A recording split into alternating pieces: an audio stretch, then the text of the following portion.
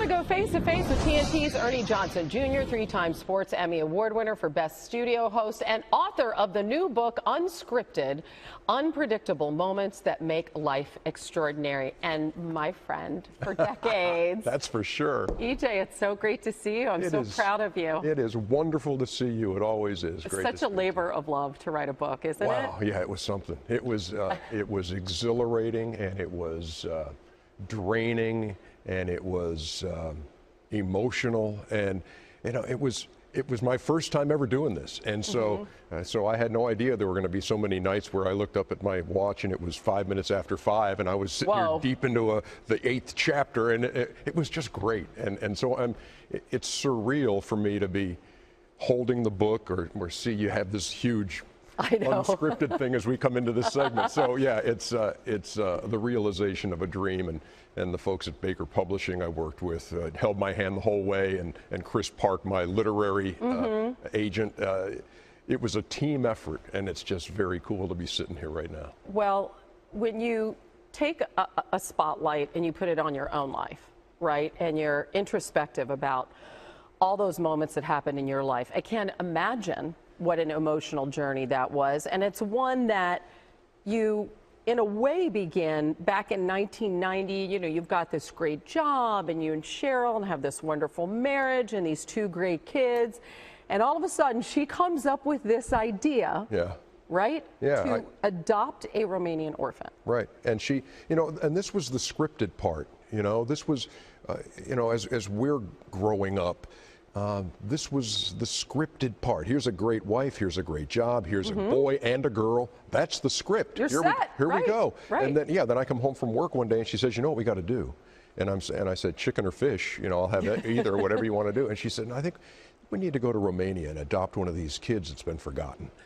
And so enter the unscripted right there. This was so out there, but so much a part of Cheryl's fabric. I mean, she's always been about the Big Brothers Big Sisters program, and always thinking about other people. And so, yeah, we investigated it, decided to do it.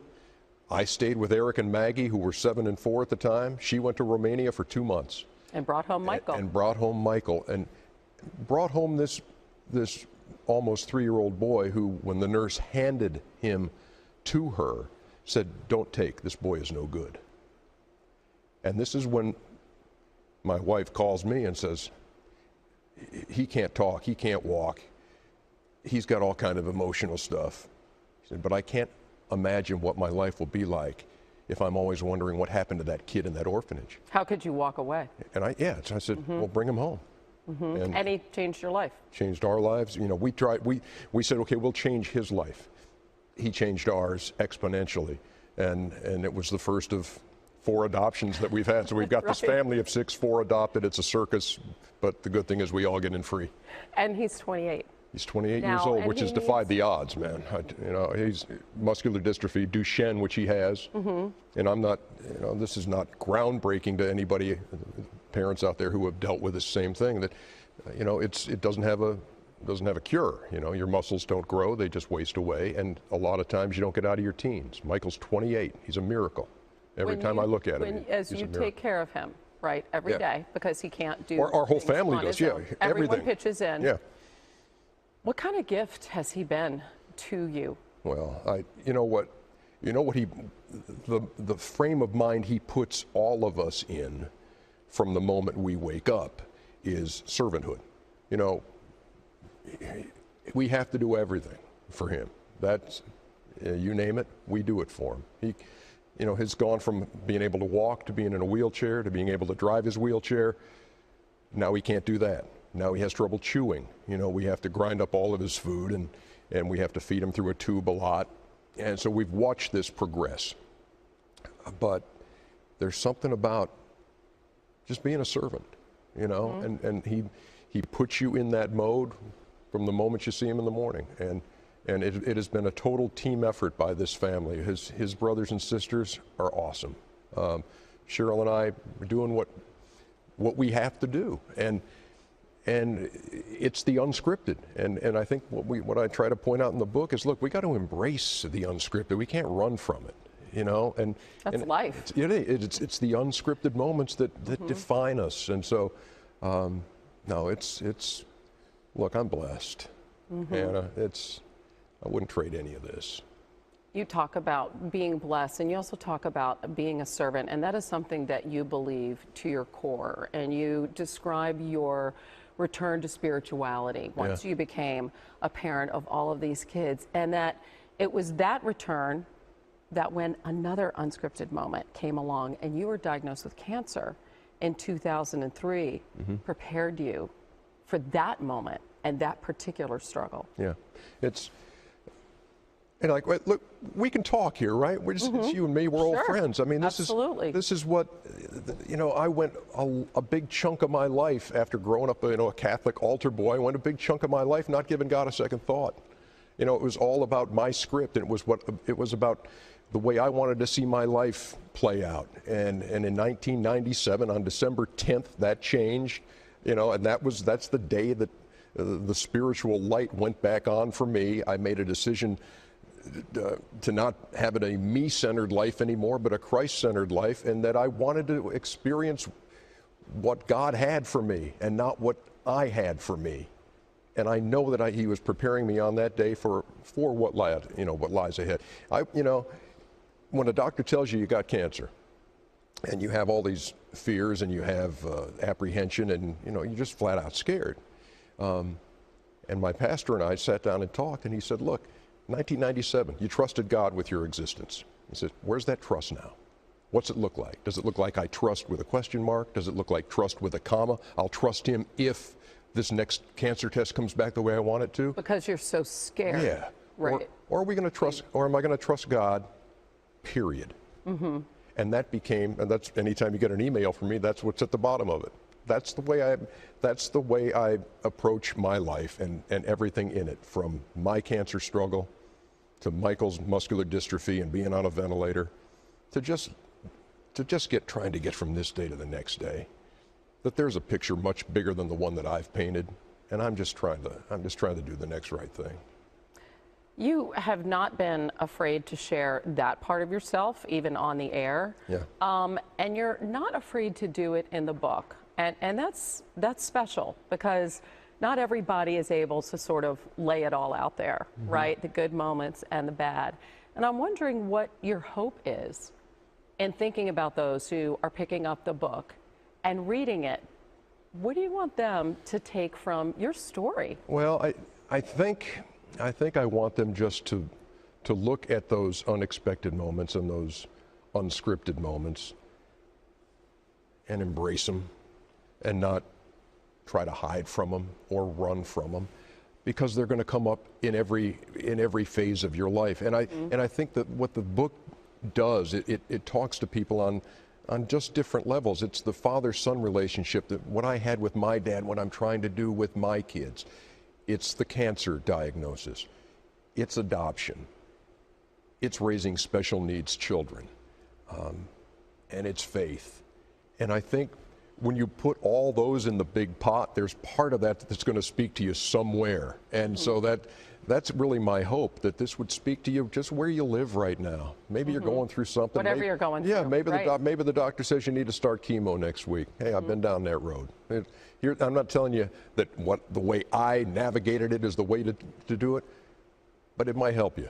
And so that's my hope, that, you know, that we look at this unscripted life and we say, yeah, I'll take that over the predictable anytime. There you go. We have a lot more to talk about. I look forward to it. We have talked about your family. I'd like to talk a little bit about your basketball family. Very badly behaved at times. A bit dysfunctional, yes. Me included. What family is it? So back with more Ernie Johnson Jr. after the break. Brand new book, Unscripted.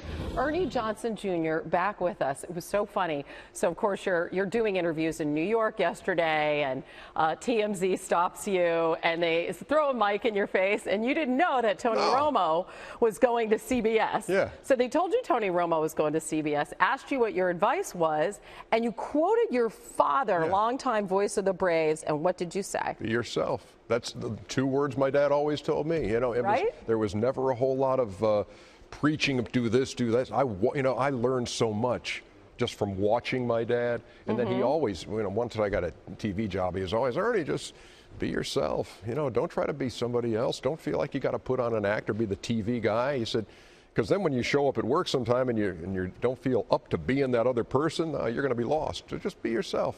Right. I think that's the best piece of advice for anyone that wants to go into broadcasting. Yeah. It has definitely served you well.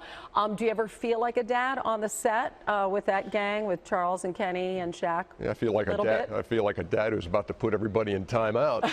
It's like, they are the best guys to work with, and it's been so long now that Kenny and I, back before 2000, it was me and Kenny. Right.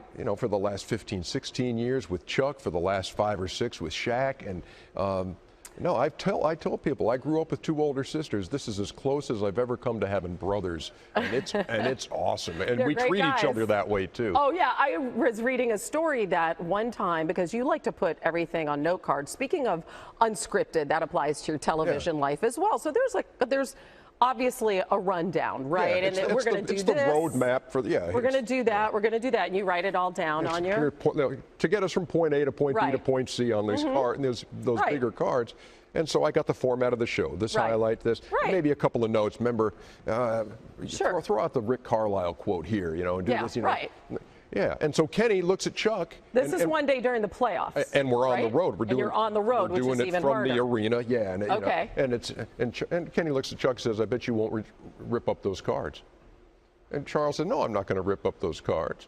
And I'm saying, guys, this is what I do. This is my preparation. Now, you can't be messing with me. And then Kenny says, I knew you would never do it, Chuck. Chuck reaches over, bang, rips up the last 2 segments of the show.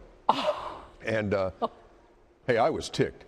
Hannah, I'm telling you, I try to be as good-natured as the next guy. Right. But I stared at him, and Ernie looks like he's mad. And Kenny said, I've never seen him like this. And I said, and I said, Chuck, if you ever think about doing that again, I will lose control of this coffee cup. And it'll go all over you. I wasn't going to swing on Chuck. I'm not crazy, or physically go after him. But he knew what it meant, and so I froze him out of that segment. You did? Yeah, you didn't let him talk? No, I talked to Kenny. I talked to Shaq, and then Charles was trying to. No, hold on. I want to hear from Kenny.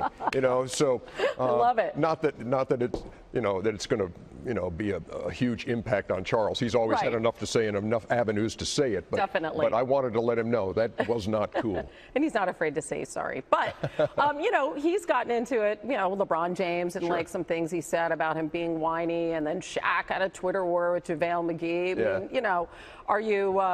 Are you referee at times as well? You know what I am. Sometimes, but sometimes I'm just trying to be a buddy. I'm just trying to be a brother, so I'll drop a text. I texted Shaq when he and JaVale were going back and forth. Because I was actually at the beach that weekend. My wife and I had a quick getaway while somebody was watching the kids. And all of a sudden I'm like, what's going on here? And so I texted, and my message to Shaq basically is, hey, look, you're a Hall of Famer. You're a grown guy. You don't need to be doing this. You leave town and the children misbehave. That's not good, Ernie. You don't need to be in this war of words this way. But apparently, my text had come after his mom had gotten it to him already. So he was already set with, he didn't need any more advice. This was going to be over and done with. Yeah. Before I let you go, what do you think of what Russell Westbrook, on the heels of having Kevin Durant go to the Warriors, what he has achieved this season in matching Oscar Robertson's mark, which he surely will surpass here. Yeah, no, it's amazing. And this is a guy, we kind of lose sight of it in the line of work we are, that people pay to go watch players. We call PR folks and they say, oh, come to the game, here's your pass. I pay to watch this guy night in, night out. I love the energy. I love the effort. I can't even comprehend the motor the guy's got, because he never slows down. It's Allen Iverson-like to an extent, the way AI used to play. It's like a lot of him. Yeah, it's like Charles, in that when you go to watch him play, you're going to see his best effort. You're going to see this guy crash the boards for an undersized forward, but you're also going to see him probably punch out a mascot. You're going to be entertained before the night's over. Going in, Russell Westbrook is entertainment, and to see this, it's incredible. And he's got to get my vote for MVP. Yeah. You know, it's a very close race, but for what he's doing, no, he's got my vote. He's channeled all that intensity, not just to his benefit, but also that of his teammates. Yeah. Ernie, it's great to see you. Congratulations, my friend. It is such an honor to talk to you, and it's always such a pleasure because you're just a great friend, Hannah. And so thank you so much for having me here. Since I was an intern in college, we've been friends. Yes, I'm getting up there. And we're still here. So yay for that. How about, right. here's for the old guys. Here we go. At least this old guy right here. Thanks, Ernie. Congrats again. Thanks, Hannah. Coming up, the aforementioned Tony Romo. Hey, be yourself. That's what Ernie says. Yes, exactly. Now what happens to all those other teams looking for a QB? Adam Schefter next.